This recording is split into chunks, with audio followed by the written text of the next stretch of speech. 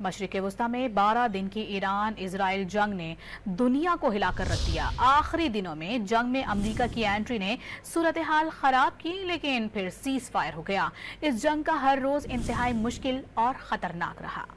12 जून को ईरान और इसराइल के दरमियान जौहरी तनाज़े का आगाज होता है, जब अमरीकी सदर की जानिब से ईरान को जौहरी मुआहदे के लिए दी गई 60 दिन की मोहलत खत्म होती है। 13 जून को इसराइल ने ईरान के खिलाफ ऑपरेशन राइजिंग लायन शुरू किया, जिसके नतीजे में 5 दौरान इनकलाब के अहम कमांडर्स और जौहरी साइंसदान शहीद हुए।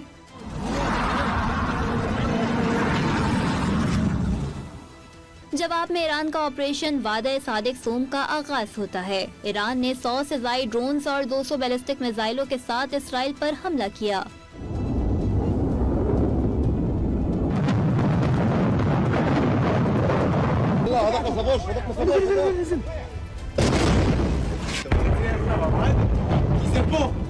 फिर 14 जून से ईरान और इसराइल के दरमियान जंग शिद्दत इख्तियार कर गई, जिसमें कई शहरियों की हलाकत और रिहायशी इमारत को शदीद नुकसान पहुंचा। 15 जून को इसराइल ने ईरान के फौजी अड्डों, मिसाइल प्रोडक्शन फैक्ट्रीज और मवासलाती ढांचे पर हमले जारी रखे।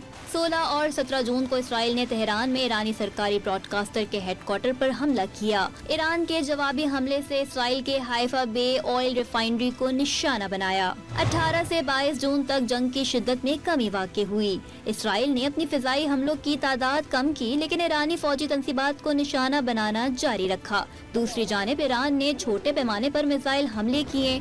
मुख्तलिफ मुल्कों की जानिब से सालिसी की कोशिशें भी जारी रहीं। अमरीका ने बराह रास्त फौजी कार्रवाई की। 3 ईरानी जौहरी तंसीबात पर हमले किए। अक़वाम मुत्तहिदा के सेक्रेटरी जनरल समेत मुख्तलिफ ममालिक ने ईरान पर अमरीकी हमलों की शदीद मज़म्मत की। 23 जून को ईरान ने कतर में अमरीकी फौजी अड्डे अल अदीद एयरबेस पर हमला किया, जिसे ईरानी इनकलाबी गार्ड्स ने हिट एंड रन के दौर के खात्मे का ऐलान करते हुए किया। 24 जून को अमरीकी सदर डोनाल्ड ट्रंप ने ईरान इसराइल जंग खत्म होने और सीज फायर का ऐलान किया।